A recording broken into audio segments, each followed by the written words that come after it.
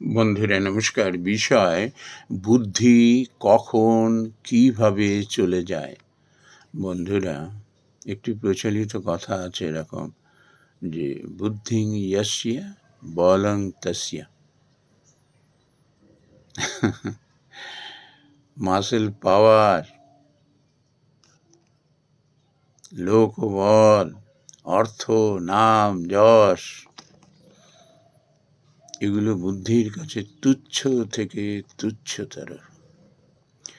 মানুষের যখন বুদ্ধি চলে যেতে থাকে না, তখন এগুলো ধীরে ধীরে তাকে ছেড়ে চলে যায়। সে নিঃস্ব হয়ে যায়, এই জগতে নিঃস্ব হয়ে যায়। বুদ্ধি, শ্রীমদ্ ভগবদ গীতা এরকম বলা হয়েছে না, শ্রীমদ্ ভগবত কিনা সমস্ত শাস্ত্রে একটি কথা বলা হয়েছে যে তোমার যে ইন্দ্রিয়গুলি সবসময় ভোগ্য বস্তুর যে বস্তুগুলোতে রমণ করলে সুখ মেলে সেদিকে দৌড়চ্ছে। তুমি বুদ্ধির লাগাম দিয়ে যদি তাকে ধরতে না পারো, বুদ্ধির লাগাম দিয়ে তোমায় যে কোথায় নিয়ে তুলবে তুমি নিজেও তা জানো না। বন্ধুরা, এখন এই বুদ্ধি কি করে লাভ করা যায়? সবাই তো চাইবে বুদ্ধি, দুর্বুদ্ধি তো কেউ চাইবে না, সবাই বুদ্ধি চাইবে। বুদ্ধি কি করে লাভ করা যায়? তার কারণ হলো যার বুদ্ধি আছে, তার ইন্দ্রিয় সংযম আছে, তার সদাচার আছে। মানুষ তাকে সমাদর করে, স্নেহ করে, ভালোবাসে, শ্রদ্ধা করে, ভক্তি করে। মানুষ যখন কাউকে এরকম একটা জায়গায় পৌঁছে দেয়, তারা কিচ্ছু তখন পাওয়ার আর আশা থাকে না। মানুষের ভালোবাসা, শ্রদ্ধা, ভক্তি, এর থেকে শ্রেষ্ঠ ধন আর কি হতে পারে?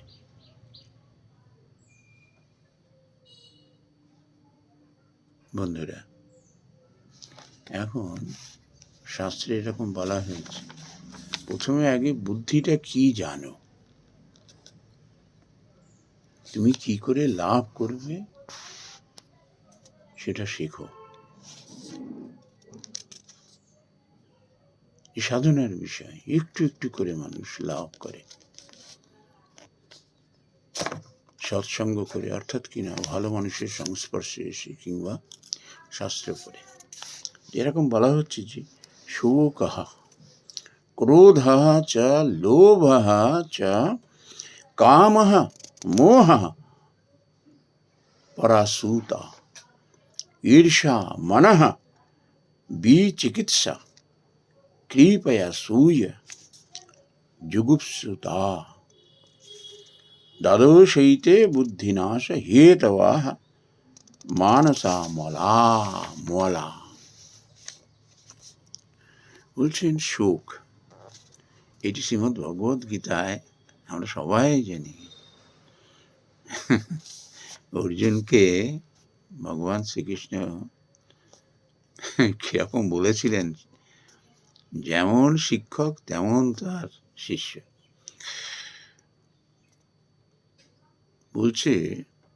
বলছেন এরকম, যেটি করা উচিত নয় তুমি সেটি করছো।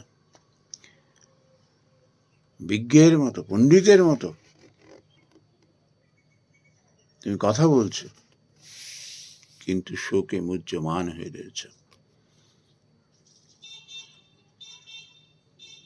শোক বুদ্ধিমানের লক্ষণ নয়। তুমি বৃথা শোক করছো।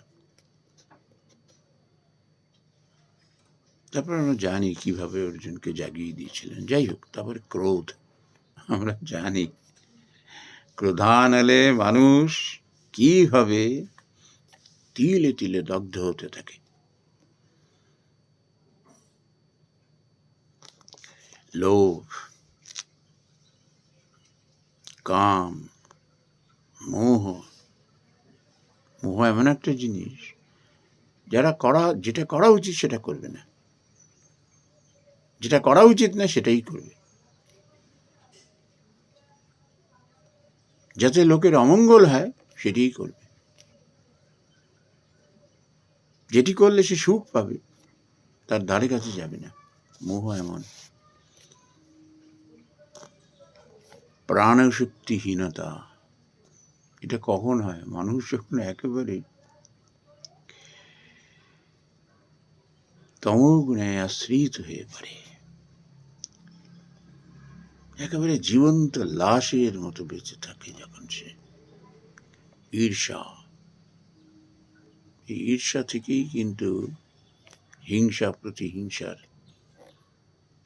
উৎপত্তি হয়।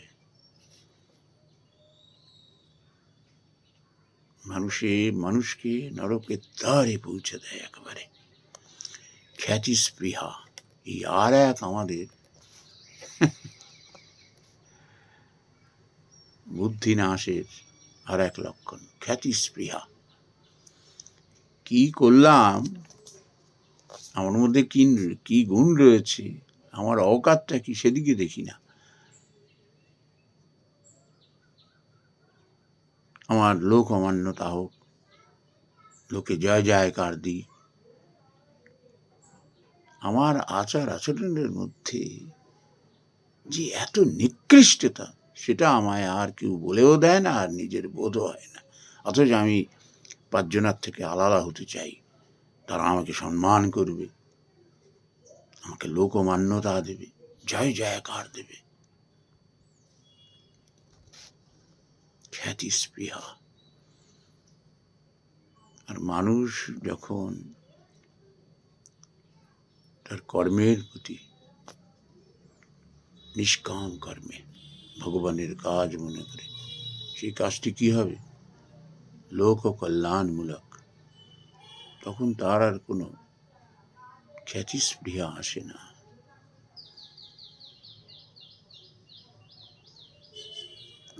সংশয়, বলছেন না এরকম, যার মন সদা সদা সংশয়াবিদ্ধ,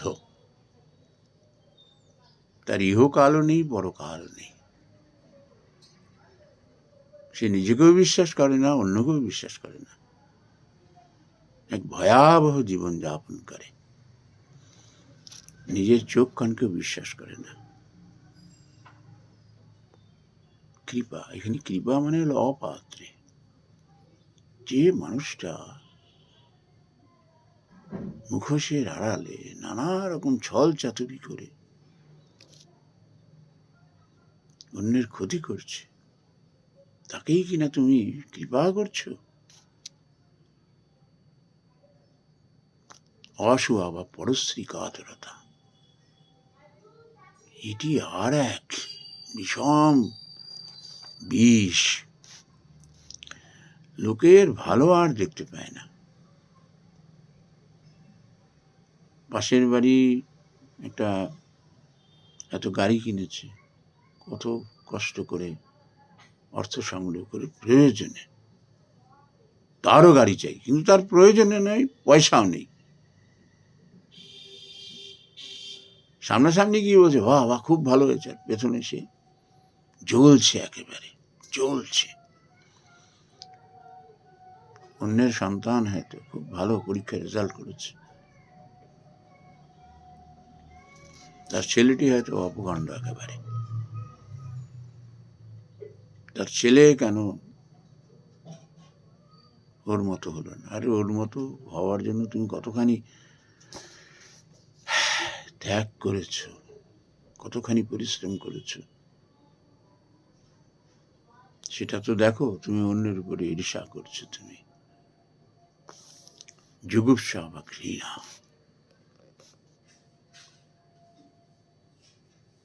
আমার মন মতো কথা বলল না, আমাকে সে সমর্থন জানালো না, আমার পাশে এসে দাঁড়ালো না, আমার দুষ্কর্মের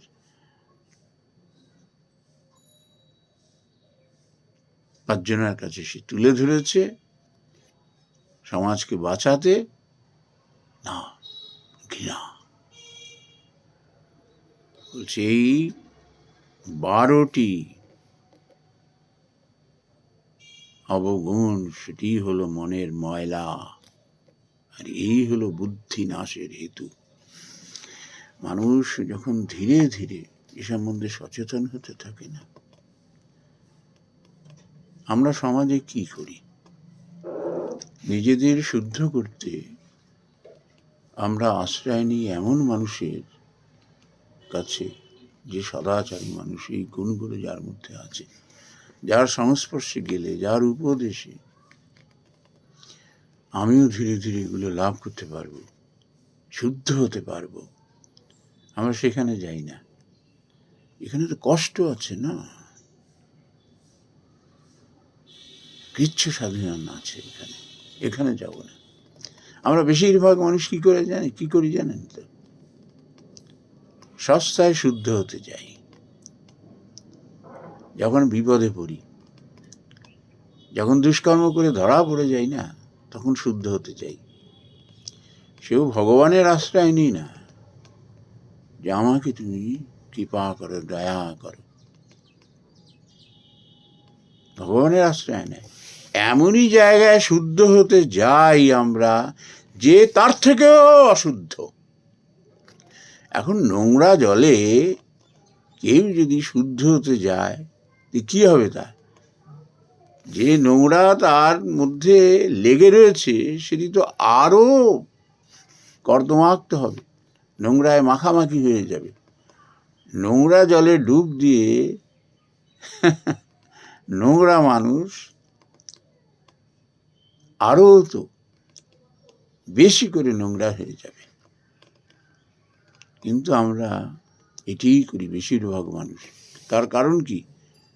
নিজেকে বাঁচাতে, নিজের দুষ্কর্মকে আড়াল করতে, শাস্তির ভয়ে আমরা এটি করি। কিন্তু যেটা করা উচিত সেটা করি না। ওই যে মোহ মায়া। ভগবানের আশ্রয় নিতে হয়, ভগবানকে কেঁদে কেঁদে বলতে হয়। এটা আমাদের মহাপুরুষরাই বলে গেছেন। ঠাকুর শ্রী রামকৃষ্ণ পরমহংসদেব একেবারে আমাদের জ্বলন্ত উদাহরণ। তিনি এরকম বলছেন না, আমি লোকমান্যতা চাই না, আমি বিদ্যা চাই না, আমি অর্থ চাই না, নাম চাই না, যশ চাই না, কিচ্ছু চাই না, কিচ্ছু না।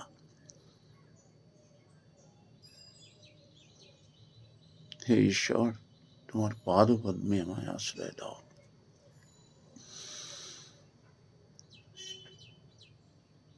ঠাকুর এটি আমাদের বলে গেছেন। তিনি তো শুদ্ধ মানুষ। এই দ্বাদশ মলের একেবারে ঊর্ধ্বে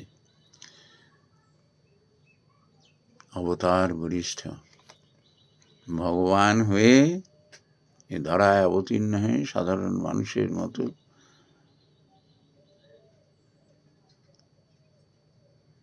আমাদের চোখে আঙুল দিয়ে দেখিয়ে গেছেন যে তুমি সদাচারী হয়ে উঠতে পারলে বা হতে গেলে তোমাকে অনেক ডিগ্রি অর্জন করতে হবে এমন নয়। আমাকে দেখে শেখো, আমাকে দেখে শেখো, ধীরে ধীরে সদাচারী হয়ে ওঠো, ভগবানের আশ্রয় নাও। সেই হলো আপন মানুষ। সে কখনো তোমায় ঠকাবে না। তোমার সমস্ত পাপ মল তিনি মোচন করে দেবেন, তোমায় অনুতাপের আগুনে দগ্ধ করে শুদ্ধ করে দেবেন। সেটি তোমার কাম্য হওয়া উচিত। 5টা লোক তোমাকে নিয়ে হই হই করলো আর মনে মনে ঘৃণা করছে, আর 5জন লোক তোমাকে ভাঙিয়ে খাওয়ার জন্য তোমাকে নিয়ে হই হই করছে, কি দাম আছে এর?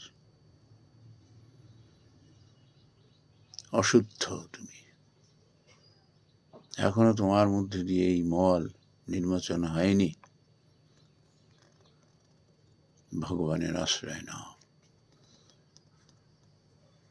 তিনিই তোমায় শুদ্ধ করে দেবেন। তখন কে তোমায় পাশে এসে দাঁড়ালো না দাঁড়ালো, কে তোমায় সুখ্যাতি করলো অখ্যাতি করলো, তোমার ওদিকে মন যাবে না। তুমি কিভাবে শুদ্ধ হবে, কিভাবে লোক কল্যাণে নিজেকে নিয়োজিত করবে, আত্মোৎসর্গ করবে, তোমার সেদিকে মন থাকবে। আর ধীরে ধীরে তুমি মানুষের অন্তরে প্রবেশ করতে থাকবে, মানুষের আশীর্বাদ স্নেহ ভালোবাসায় তোমার জীবন ধন্য হয়ে উঠবে। নমস্কার বন্ধুরা।